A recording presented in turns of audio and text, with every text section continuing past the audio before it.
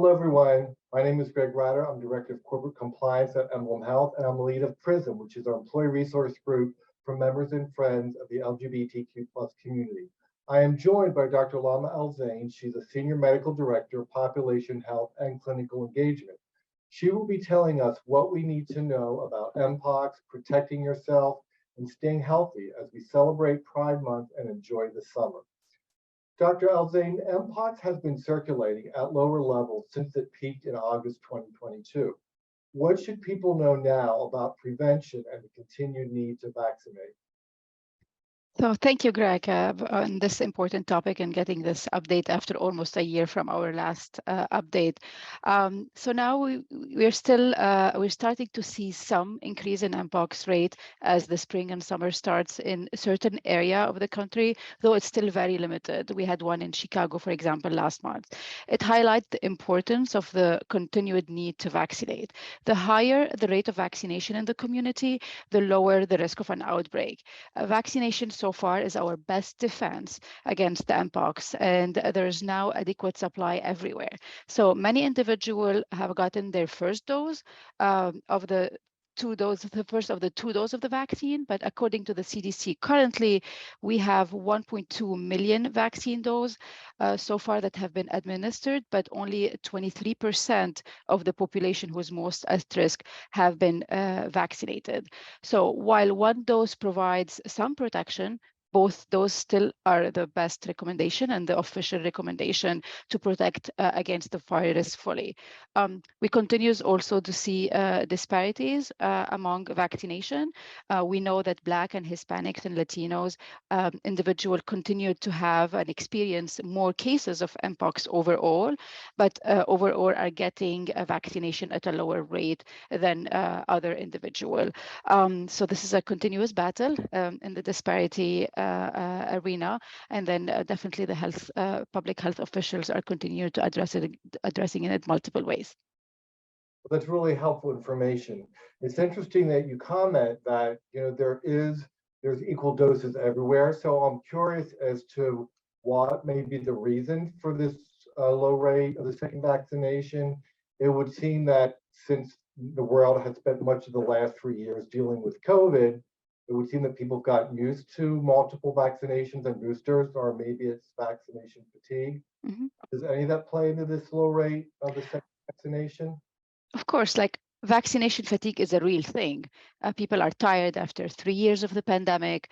We are at booster, number 4 or number 5 for the COVID vaccine, depending on which population you're talking about.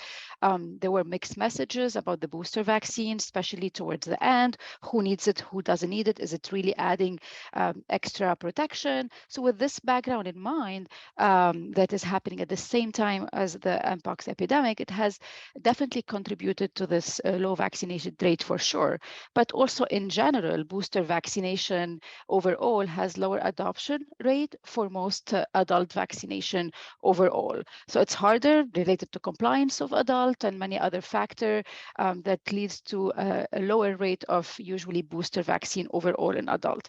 In addition, as you know, the vaccine, as we said, was in short supply in certain period, and they were pushed towards only one vaccine to cover more lives. So in addition, lately in the past 6 to 9 months, there were scientific evidence that one vaccine might give a decent protection. So this all led to a lower vaccine rate, in my opinion, for the second one. Right. Well, thank you again for that info. So what should someone do if they received one dose previously? Is it too late to get the second dose? So it's never too late to get the second dose. Although early finding, as I said, suggests that the first vaccine can give you a decent protection, still the public health recommendation and the scientific recommendation for a full protection is to get the 2 vaccines, especially if you are high risk. So whenever you get the vaccine, or even however you get the vaccine, if you get it subcutaneously or intradermally, which as we discussed before, these are the 2 ways you can get the vaccine, you still should get the 2 dosage, especially if you are a high risk. The second dose should be given usually 4 weeks after the first day, at least 28 days. But if you can get your second vaccine on time, or you did not get it so far, you should get it as soon as you can to complete the series. So who should be vaccinated, and where can they find information about a vaccination site? Sure. So still the recommendation, you should get vaccinated if you had known or suspect exposure to someone with Mpox, including having a sex partner in the last 2 weeks who have been officially diagnosed with Mpox or have high suspicion for that. If you are gay, bisexual, or other men who have sex with men, or transgender, non-binary, or gender diverse person who in the past 6 months has had a new diagnosis of one or more sexually transmitted disease and one or more sexual partner, meaning you are a high risk of being exposed or transmitted. You have had sex at a commercial sex venue or in exchange for money or other items. If you have a diagnosis of HIV, you should get vaccinated. If you have a sex partner with any of the above scenarios, also it puts you at a high risk, even if it's not your behavior, so that you should also get vaccinated. Or if you anticipate any of those behavior in the near future, you should get vaccinated. You can find vaccine sites online on New York City Department of Health website at vaccinefinder.nyc.gov or on the New York State Department of Health or the CDC website by going to cdc.gov/mpox/vaccine. You put usually your zip codes and it tells you where can you get the vaccine. Again, I think also vaccine, as I said, is our best bet. Summer is coming. There was more events, and we expect usually a small resurgence of the Mpox as people are gathering in festival and other events. So please take your vaccine series as soon as possible, number 1 or number 2. Great, sounds good. Yeah, definitely it's a good reminder because this is sort of where it started resurging last year. Although today there have been minimal cases seen in other populations, what do you think is the likelihood of Mpox spreading significantly beyond the LGBT and gender nonconforming communities? So we think the likelihood remain very small, especially with declining cases. But we have to remember, as we said, the Mpox cases do occur, as you said, in all population, though we know the LGBT community is affected the most. So because of that, the public health effort are addressing it with special attention to this community while taking active steps to combat as much as possible stigma and debunk the misinformation. So the balance is very important, but still it's a very long road ahead. That being said, one thing we learned from the COVID pandemic is virus can change what you call medically, and you hear people saying virus can mutate. So to try to decrease the risk of any transmission for any virus, including the Mpox, we have to decrease the pool of host or the person that can get the virus and can then transmit the virus and had the disease. So this is done by 1, prevention. Again, vaccine, and minimize the risk we talked about above as much as you can. Wash your hand, do not share towels, and avoid the things we talked about in the above as much as you can. Early detection, ask question, go to your primary care doctor. Remember, you're not alone. Don't be scared. And read information from trusted sites, such as the one we mentioned, CDC, New York Department of Health, New York City Department of Health, and isolate as soon as you suspect you might be infected and receive appropriate treatment when indicated. Thank you for sharing that information, such easy to understand, so simple, straightforward. I think that's always been really helpful when you're dealing with any type of healthcare issue like this. What should someone do if they start to have signs and symptoms of Mpox? What sort of treatments are available? So just to remind everyone, the most common symptoms for Mpox, so that people recognize what to suspect and when to suspect it, is rash and sore that can look like pimples or blisters.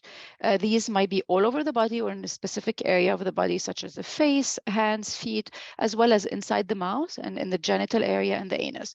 So some people also have flu-like symptoms such as sore throat, fever, swollen lymph node, headache, or tiredness. So if you have any of those symptoms and you suspect you might have Mpox or because of any potential exposure, what you should do first is isolate as much as you can, cover your rash, do not share any clothes or towels, and after using shared bathroom, make sure you wipe the toilet with disinfected wipes, eat 6 feet away from others, wash your hands, and do not have sex or intimate physical relation until you get to see your doctor. Then see your healthcare clinician. They will test you for Mpox through a swab if you have an active rash or a sore anywhere. Then they will give you treatment. Also, there is no specific treatment for Mpox. Most people usually get better on their own with only conservative therapy, which is you stay hydrated, keep your rash and sores clean and dry to avoid infection. You take over-the-counter medication for pain and fever. You use a mouthwash with no alcohol, or you suck on ice chips for mouth sores. And you do sitz bath for genital or anal sores, as well as you take treatment to avoid constipation.